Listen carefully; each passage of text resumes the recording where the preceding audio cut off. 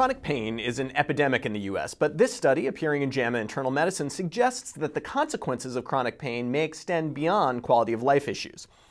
Researchers led by Elizabeth Whitlock at UCSF examined data from the Health and Retirement Study, a longitudinal survey study of just over 10,000 older adults.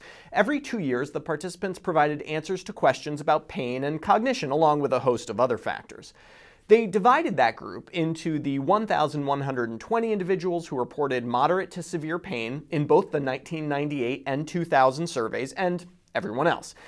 As you can see here, these folks were quite different at baseline. People with persistent pain were less likely to be male, were less educated, less financially secure, and had a greater burden of comorbidities, especially depression. But the question was whether the people with pain would have a more rapid decline in cognitive function or a higher risk of dementia. I think the risk of dementia analysis is the most salient here. Start with the graph on the left. The x-axis shows us time in years from the year 2000 visit. The y-axis shows us the predicted dementia probability. Now, why not just show us the rate of dementia? Well, the researchers didn't have access to that data. This was just a survey, so they used a technique to convert the survey answers to a predicted dementia risk. In other words, for each person, they could hang up the phone, enter the data into a model, and say, that guy had a 50% chance of being demented. No, it's not perfect, but it's not bad.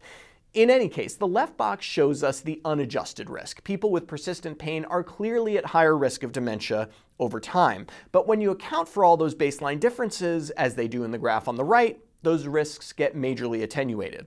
And this gets us to an interesting issue. We have a few ways to interpret this study. One possibility is that pain really does damage the brain. It's not so far-fetched.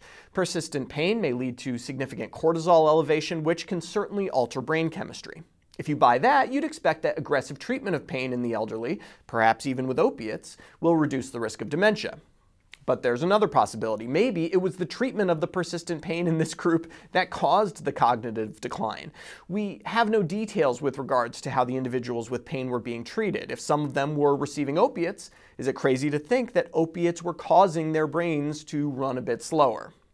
But here's my version of Occam's razor for medical studies. Given multiple interpretations of the data, the least interesting tends to be correct. In this case, I think pain is most likely just a proxy for poor overall health status, and neither treatment of pain nor avoidance of treatment of pain will do much to alter the rate of dementia in this population.